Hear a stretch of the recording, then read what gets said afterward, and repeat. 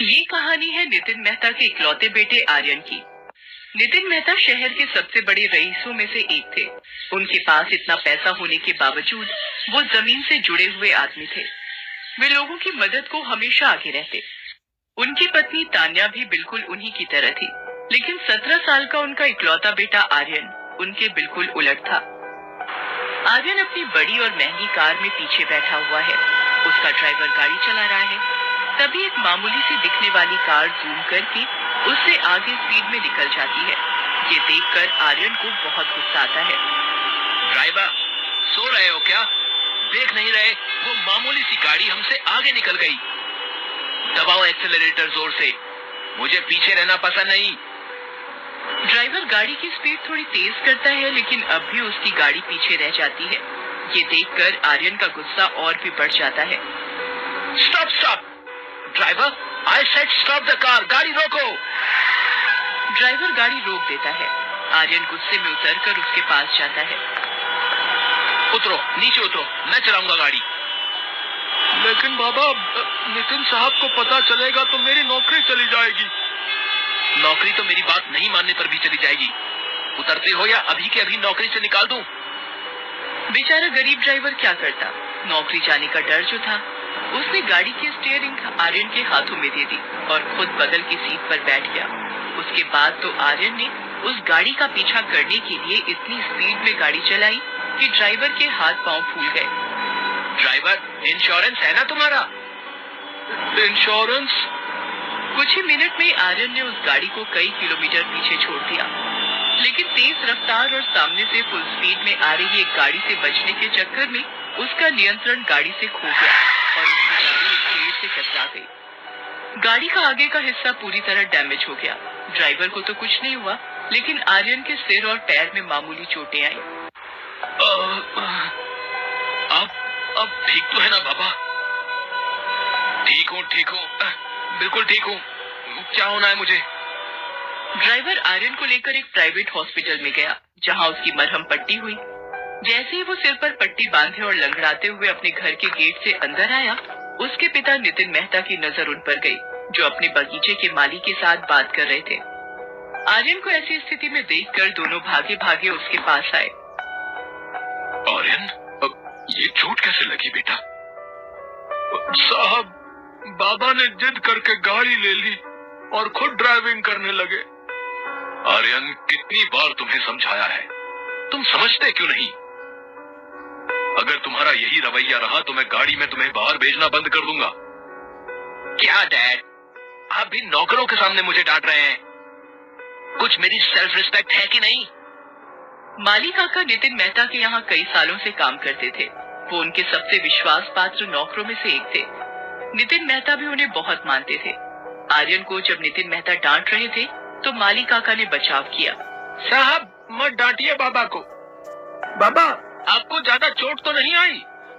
आपके पाँव गर्म पानी से सेक दूं। तुम मुझसे दूर रहो, यू डर्टी माली। मुझे तुम्हारे बदन से बदबू आती है। चलो हटो यहाँ से। आर्यन, बड़ों से ऐसे बात करते हैं?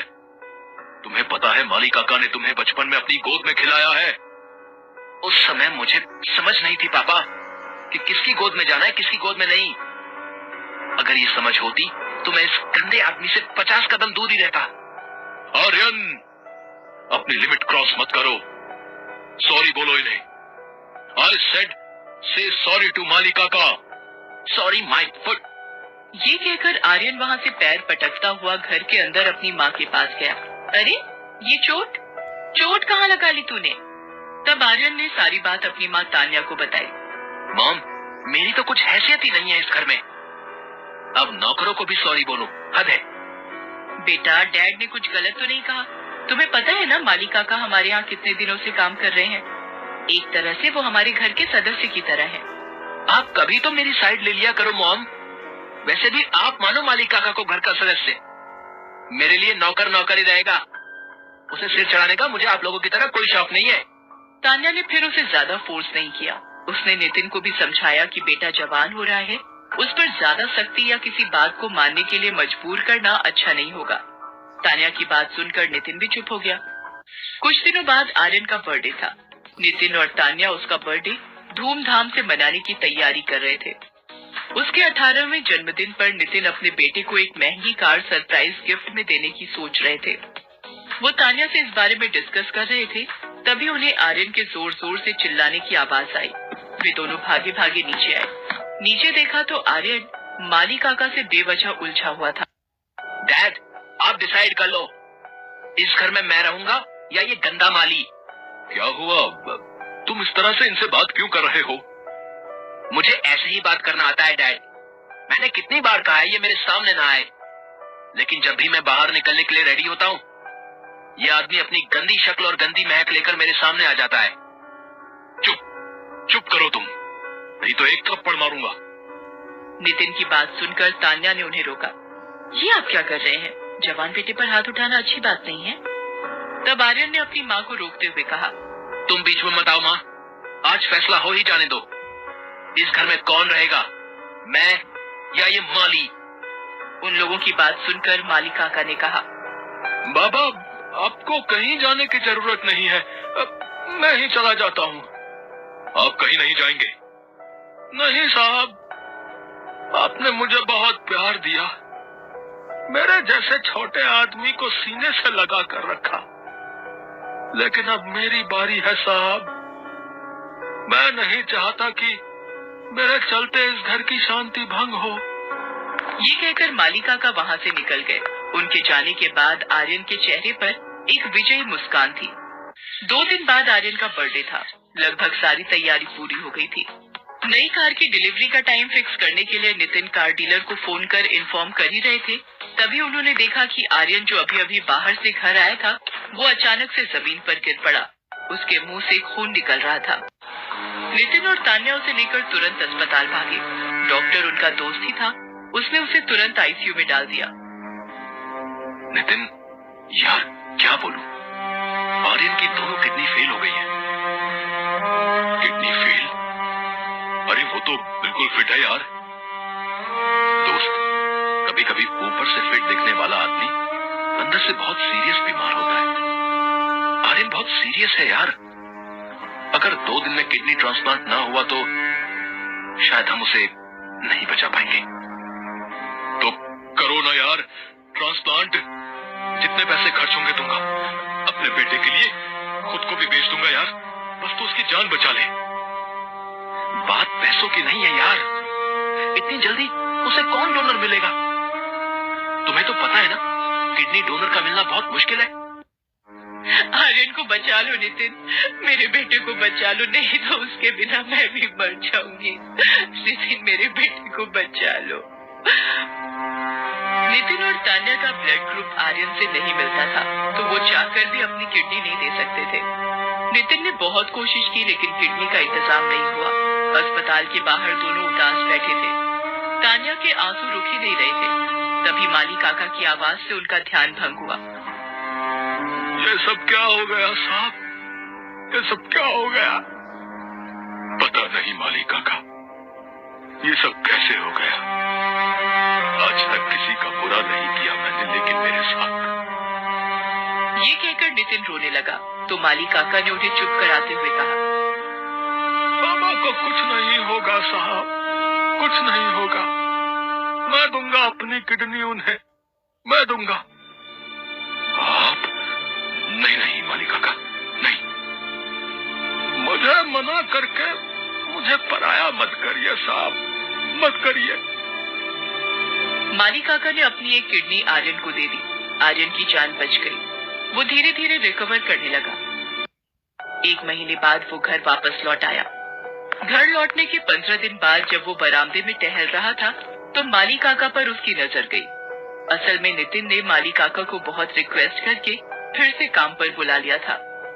आर्यन ने जैसे ही माली काका को देखा, उसका गुस्सा फिर से 7वें आसमान पर पहुंच गया। Dad, dad, mom, mom. Aryan की आवाज सुनकर दोनों भागे भागे आए। क्या हुआ बेटा, सब ठीक तो है ना? डैड, ये आदमी फिर से यहाँ क्या कर रहा है? कितनी बार कहा, ये बदबूदार गंदा आदमी मुझे नहीं चाहिए, नहीं चाहिए। साहब, मैंने कहा था ना, बाबा को मैं पसंद नहीं। आपने ही जिद की यहाँ आने की। माली काका, इसे सच का नहीं पता। अरे साहब, आपको कुछ बोलने की जरूरत नहीं। नहीं माली काका, जरूरत है। अगर इंसान थैंकफुल नहीं है तो ये उसका सबसे बड़ा दुर्भाग्य है। बेटा आर्यन, तुझे पता है तू अस्पताल में जिंदगी और मौत से जब लड़ रहा था तो इन्हीं माली काका ने अपनी एक किडनी देकर तेरी जान बचाई। तेरे पापा की इतनी दौलत कोई काम नहीं आई बेटा। तू जिसे बदबूदार आदमी कह रहा है, इसी की बदौलत तेरी सांसें चल रही हैं। ये सब आप लोग क्या कह रहे हैं? सच बता रहे हैं बेटा, सच। आर्यन को जब सच्चाई का पता लगा तो उसे बहुत ग्लानि महसूस हुई। उसे अपने द्वारा किया गया हर बुरा बर्ताव याद आने लगा। वो माली काका के पैरों पर गिरकर माफी मांगना चाह रहा था, लेकिन ये क्या, माली काका तो वहां थे ही नहीं। आर्यन भागा भागा बाहर आया तो देखा माली काका सिर झुकाए वहां से जा रहे थे। आर्यन दौड़कर उनके पास गया और उन्हें गले से लगा लिया। माली काका, अपने बाबा को छोड़कर जा रहे हो? बाबा ने गलती की थी तो उसकी इतनी बड़ी सजा दोगे? बेटा, मैं कौन होता हूँ सजा देने वाला? वो तो मैं ही तुझे पसंद नहीं था, इसलिए जा रहा था। अब आप कहीं नहीं जाएंगे, मेरे साथ रहेंगे, मेरे साथ चलेंगे। मैंने भगवान को नहीं देखा, लेकिन भगवान जरूर आपके जैसा ही होगा माली काका, आपके जैसा ही होगा। ये कहकर आर्यन ने एक बार फिर से माली काका को गले से लगा लिया। अब उसे उनके शरीर से बदबू नहीं आ रही थी, बल्कि महक आ रही थी, प्रेम की, त्याग की और अपनेपन की।